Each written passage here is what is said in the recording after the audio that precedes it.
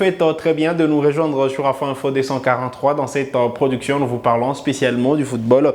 Les Léopards U20 de la RDC joueront 2 matchs amicaux contre la sélection U20 de l'Arabie Saoudite le 16 et le 19 novembre prochain. La liste des joueurs convoqués pour ce stage de préparation a été dévoilée hier lundi par la Fédération congolaise de football, association FECOFA. Restez avec nous, on revient avec beaucoup plus de détails.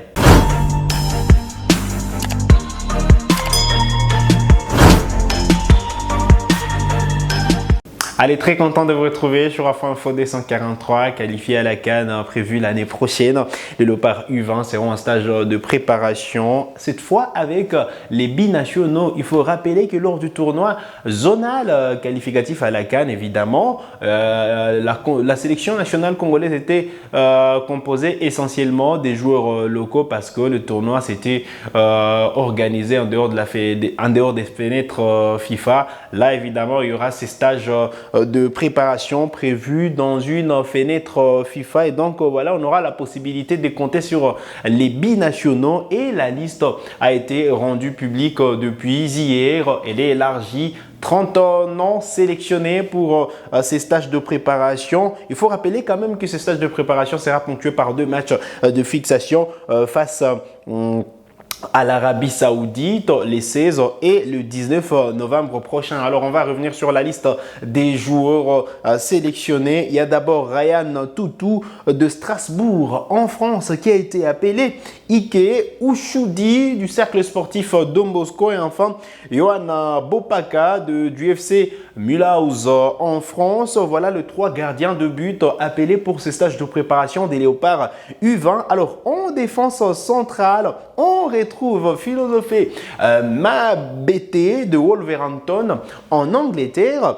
On retrouve Dieu Kaloji des Célestes FC, Cédric Salomou Balingene de l'AS Dauphin Noir, Christivi Dienani des OHL en Belgique. Il y a Ferdinand Mukandila de Don Bosco, Isaac Wilangui des Motema Pembe des Sampé. Donc, il y a également Daniel Chilenda de l'Union Saint-Gilloise en Belgique, Dylan Wongi de Metz en France, Gabriel Chindani du FC Les Aigles du Congo. Alors, côté milieu des terrains, on retrouve Kevin Makoko de Vita Club, Berdi Moutoukala de Desampé, on retrouve Dieu Lokombe de Oudjana, Nolan Courtans des Royal Antwerp, on retrouve Jules Aoka de l'AC Normand, on retrouve Frédéric Efouélé de Toulouse FC en France, Ezras Makossi du FC Les Aigles du Congo, on retrouve Messi Manitou de Hermie en France,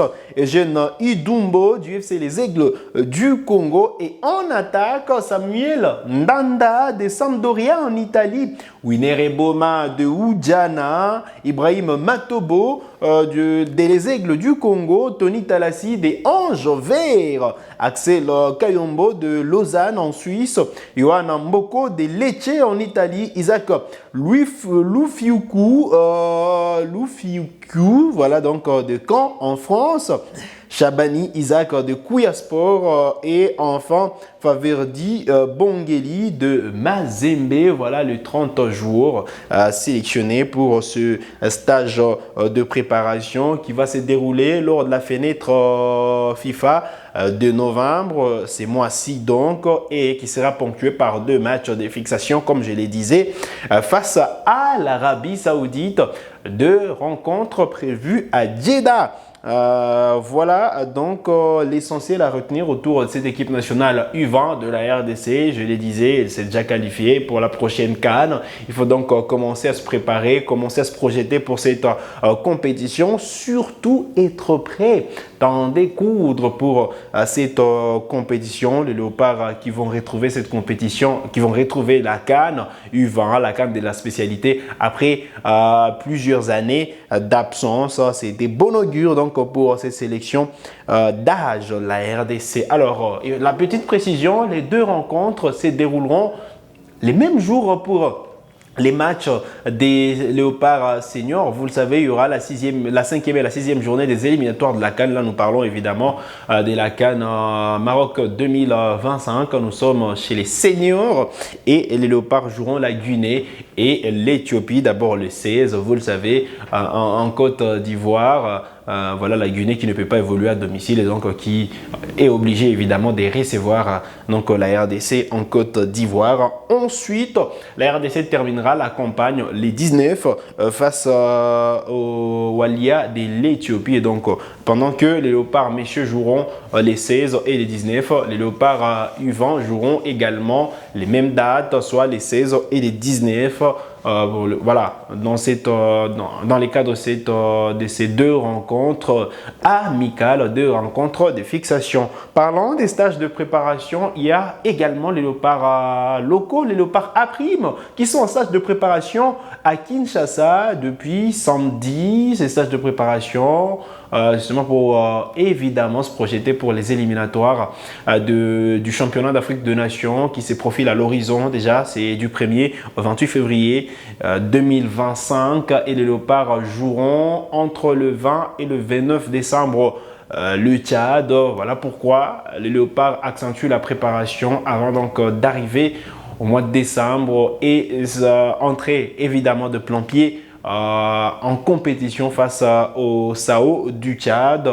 Voilà, l'objectif ou du moins l'enjeu de cette double confrontation, c'est la qualification directement au prochain championnat d'Afrique des Nations qui se déroulera au Kenya, en Ouganda et en Tanzanie en même temps. Voilà donc l'essentiel à retenir autour des ces équipes nationales de la RDC. On sent que ça travaille du côté de la FECOFA, du côté de la direction technique, toutes les sélections qui sont mises à profit. J'en parlais sur ces plateaux il y a cela quelques semaines. La RDC qui va réussir à aligner 3 sélections à la CAN l'année prochaine. Les Léopards messieurs, les Léopards seniors, messieurs, il y aura les Léopards dames également qui seront à la CAN l'année prochaine. C'est en juillet prochain au Maroc, les Léopards dames qui sont qualifiés. Parmi les 12 qualifiés pour cette nouvelle édition de la Coupe d'Afrique des Nations féminine, il y a également les Léopards U20 qui seront à la CAN U20 en 2025. On a la possibilité d'avoir une 4e sélection dans une compétition africaine l'année prochaine. C'est donc les Léopards locaux qui auront la possibilité de jouer le championnat d'Afrique de Nations. Il faudra passer par le Tchad pour valider cette qualification. Allez, on va terminer cette production sur Afro Info D143 avec cette information. Les FC Niragongo, club engagé en championnat de l'entente urbaine de football des Goma, a présenté lundi les maillots officiels pour la saison 2024-2025. Plus de détails dans ces reportages. Il faut arrêter l'hémorragie. Après 3 défaites successives en championnat local, l'école de football Niragongo veut revenir plus forte pour les restes de la compétition. La direction cherche à mettre les joueurs dans des bonnes dispositions pour que les résultats suivent. Le lundi 4 novembre 2024, le président Ramazani Chabani a remis un lot important de maillots, de crampons et des ballons. Question de booster les morales des joueurs malgré les contre-performances en début du championnat. Nous avons acheté de nouvelles bottines, de nouveaux maillots. Et comme vous avez vu, nous avons tenu à présenter ça officiellement pour que les enfants comprennent que nous étions à la 3e journée. Et comme ça ne tenait pas, il fallait à partir de la 4e journée qu'on leur donne encore la chance. Nous venons de signer encore un nouveau contrat avec les joueurs pour leur demander maintenant de très bien jouer, d'appliquer ce que les coachs leur apprennent. Et nous leur donnons encore notre confiance, ils ont encore notre soutien, c'est pourquoi nous venons de lancer cette activité ce soir. Il s'agit des tuniques des marques Joma. La présentation officielle a été faite, les joueurs savent qu'il faudra maintenant se sublimer. Ce geste va un peu booster le moral des joueurs et nous promettons qu'on va faire le mieux encore parce que le président nous a donné encore une chance et on va essayer de saisir cette chance. C'est un geste qui va nous booster le moral, qui va nous donner encore la rage d'aborder les séries de matchs qui restent avec une grande ambition et pourquoi pas déjà chercher les maximums de points et honorer ces gestes que vient de faire notre président. Le FC Nyiragongo tentera de se refaire la santé face à Goma City à l'occasion de la 4e journée du championnat de l'entente urbaine de football de Goma, prévue les dimanches 10 novembre 2024. La rencontre devrait être reprogrammée en début de la semaine prochaine en raison de la Ligue 2 qui sera lancée ce week-end au stade de l'Unité. Voilà qui met un terme à cette production sur Afro Info 243. Vous êtes nouveau ou nouvelle à la chaîne, cliquez sur s'abonner, activez la cloche des notifications pour ne manquer aucune de nos prochaines publications. Likez cette vidéo si elle vous a plu et merci de nous avoir suivis.